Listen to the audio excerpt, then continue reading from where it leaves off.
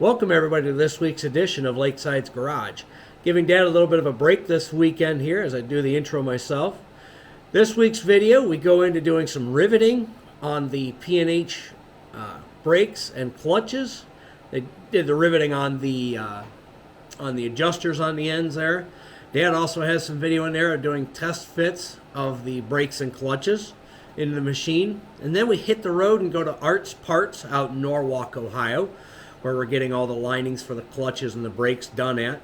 I also want to send out a special thank you to Art's Parts because they also do a lot of donation work for the HCEA. They actually just did the clutch for the Buckeye Trencher that we've got in the video. So if you have any linings that need done, I recommend Art's Parts out in Norwalk, Ohio. Once we head from Art's Parts, we're going to go to the HCEA grounds where Tom Barry gives us a tour of the museum, and we check out the overcrowding of the archives. So without further ado, everybody, let's jump into this week's edition of Lakeside's Garage.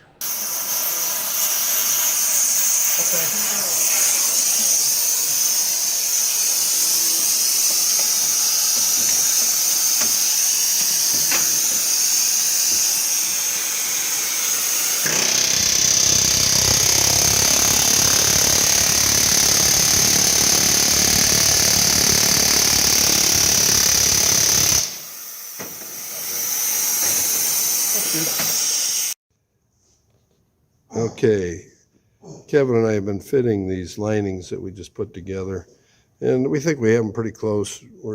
That's the front drum. We're doing the back drum now, but once they have all the bracketing and the lining on them, I think they're going to be pretty good now. So they're pretty even all the way around when you hold them where they're supposed to be. Okay, Kevin and I are fitting these now. This is the back drum. You can see we've got too much gap down there, so we got to make an adjustment on this band. And then the top one, it looks like we're pretty even. Once we get our bracketing on it, we're pretty even. Kevin just made an adjustment on it. I think we're going to be good there. Bottom one needs a little adjusting, and we'll go from there. Okay, looks like we got them all pretty close. That back clutch is a little tight, might need a little further adjusting, but they're all on there, and I think we're gonna do just fine. Oh, there they are. Oh, you got to take them off, paint them, and then get lining put on them. Okay, we're out here at Art's Parts in Norwalk, Ohio, to get the lining put on these bands. Now these are off of the 1925 P&H that we've been talking about. These gray ones. These are off of these are Bay City Bay City Model 30, and this is out of a Wayne Model 66. They're going to redo these. But when we were here before, they formed these bands, and then we took them home, and you guys seen the videos of us riveting these ends on and forming them. But now we brought them back out to Art's Parts, and we're going to have Mike from Art's Parts here explain what they're going to do. All right, so we're going to take these bands and we're going to obviously drill some holes in them so that we can machine and install some friction material to put them back as close as possible to new specifications. And we'll just drill the bands, we'll lay them out, and we'll drill an according pattern on these undrilled bands to match this original piece. And then when they're all done, they should be able to bolt right up in the machine and work just like new. And so this is what we do here. We take old products like this and we renew them as close as possible to be like genuine brand new bands. Over here are some of the bands that we have rebuilt. And these are link belt and Caterpillar brake bands. And we'll take them, strip them, degrease, blast the braid, doing necessary repairs to reshape the bands and put them back like new. Once they're all done, they should give very good service for a long number of years.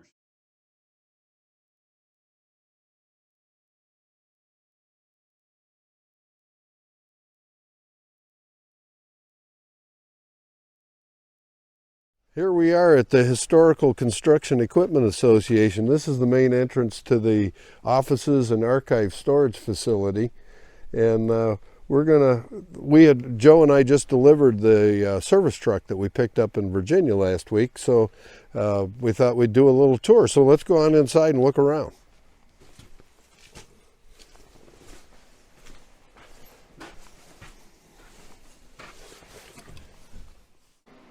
Whenever you're ready. Okay, if you ever call out to the HCEA and you get Jackie on the phone, this is Jackie. We're in her office here. She's the one that makes things go here. Talks to members and takes care of problems, sends out stuff if you order stuff. So how you doing, Jackie? I'm doing good, really good. Things It's are good to slowing see down you. a little bit, but now we'll be getting really busy because of the convention coming up in September. So it's going to be crazy. Yeah. I've been doing good. Well, Christmas rush is gone, so that's good. Yeah. Can breathe a little bit. yeah. All right. Well, we're going to look around a little. This is where we commemorate people that made major donations to the group. And some of this needs updated because we do have a lot of people that should be on these boards that aren't at this time. But we try to keep up on it as good as we can, and we're looking forward to a lot more names joining this. And we're going to take a tour now of the archives storage facility and show how overcrowded we are. And part of the expansion on this museum is to add on to our archive storage facility.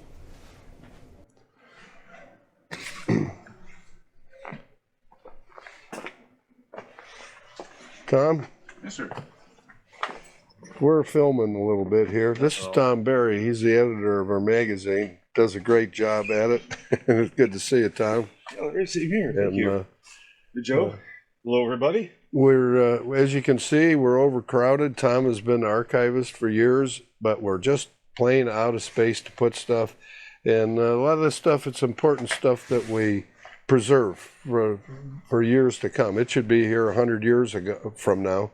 And Tom's just out of space, but he's doing a fantastic job on the magazine that everybody gets. And Tom, what do you got? Anything you want to add to it? Well, like I said, I'm not sure why you think we're out of space. I mean, we do have passageways here and there. The boxes are only stacked chest high. Seriously, we've got over 1,000 of these records boxes like you see in front of you. We also have hundreds of book titles, hundreds of thousands of images, 15,000 magazines, and the numbers just add up, and up. And we are out of room to give the place proper storage, let alone work on it and conserve it and make it available for public access like we're supposed to be doing. Tom, you just filled up, you and the volunteers just filled up a sea container, a 40-foot sea container. Yeah, this gentleman very graciously bought for us. Thank you, Larry. That was filled with contents of our farmhouse, which was more archives materials, plus various office supplies, convention supplies, and the such.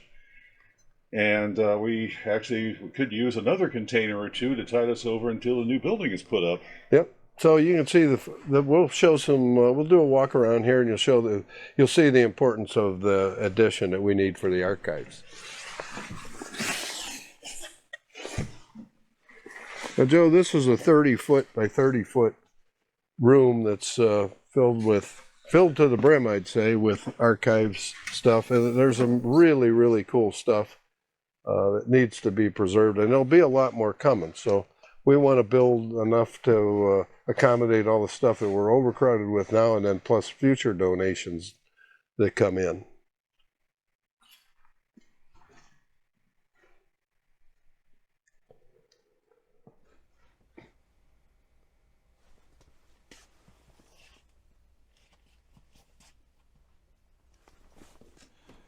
The purpose of the archives is to collect information documenting the history of the construction, surface mining, and dredging equipment industries. To do that, we have sales literature, manuals, parts books, photos, digital images, business records, movies, and on and on. We've got over 4,000 manufacturers of this type of equipment and anything related to it documented in the archives now from the 1870s to the present day. Our guests here have asked me to show you some cool stuff. Here's some of the cool material here. These 4 drawers here, plus a number of other places in the collection, are the Judd Griffith collection. They came to us from the descendant of a family that owned an equipment dealership in Minneapolis, and it's full of materials like this from roughly 1900, 1910 up into the early, or to the 1950s, 1960s, including quite a number of manufacturers we never heard of because they only marketed in the Minneapolis area. More cool stuff is defined by Joe and Larry. We have 3 file drawers full of sales literature for Euclid Road Machinery Company and its descendants. Literature such as spec sheet for an LD 30-ton capacity truck from around 1945, I'd say, just looking at it. A very nearly complete set of literature and specification sheets and engineering notes that were given to us years ago concerning the development of Euclid products. Here's a mock-up for the specification sheet for their LLD end dump truck, largest truck of its kind when it was first developed.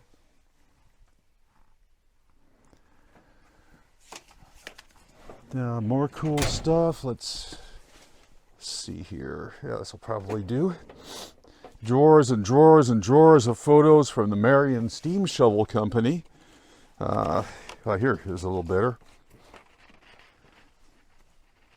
The majority of them show their land-based shovels and drag lines and so forth. This is a dredge that their Osgood affiliate built.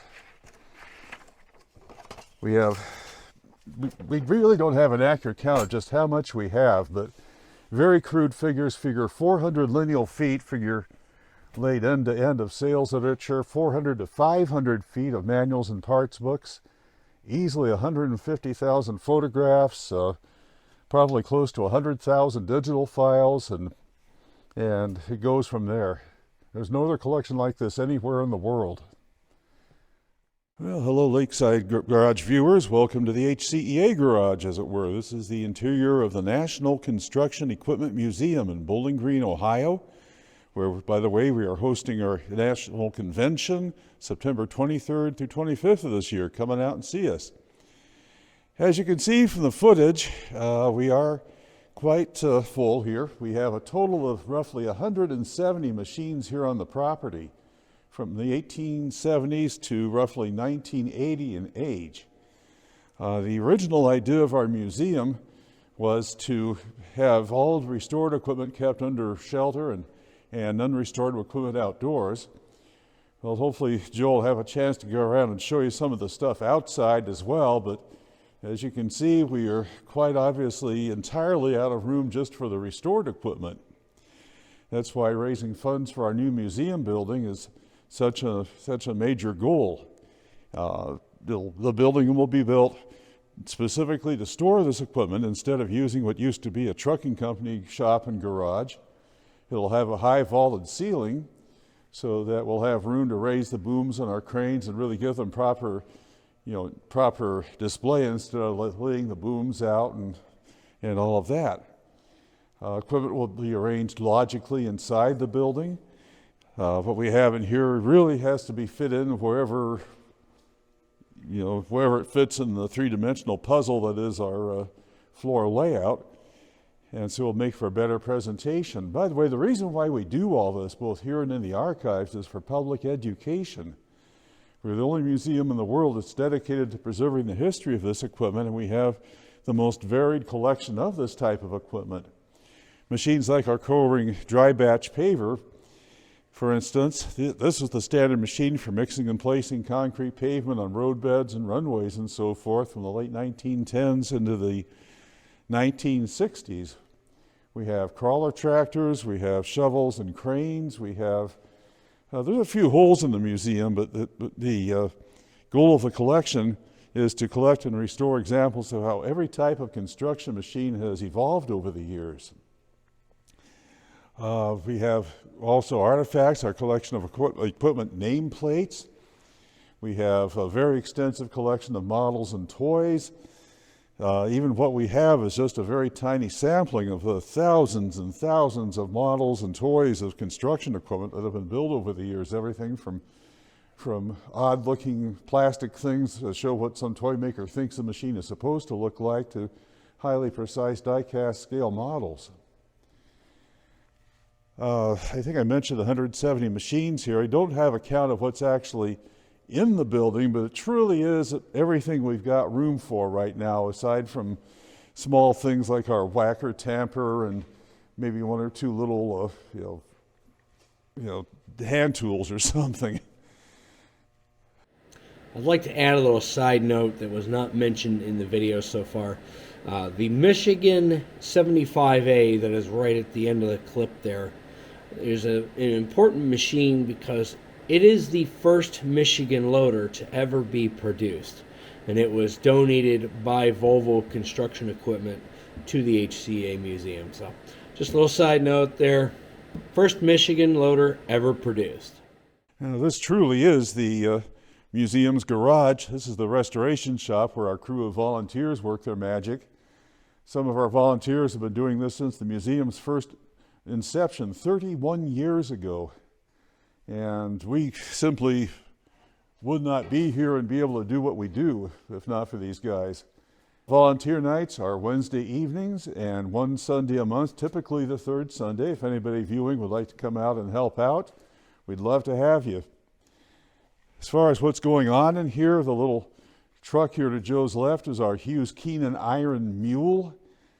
It was typical of small haulers powered by industrial tractor chassis in the 1920s. Further to his left is our Buckeye number 3 trench excavator. This has been the ongoing major project for the last probably 12 years now. They finally have the engine back in the frame after a complete overhaul. One of the two notable things about it, one is the frame. It looks nice and new. It is nice and new. Everything from roughly the angled frame members back is all new material donated by board members and riveting donated by one of our volunteers here.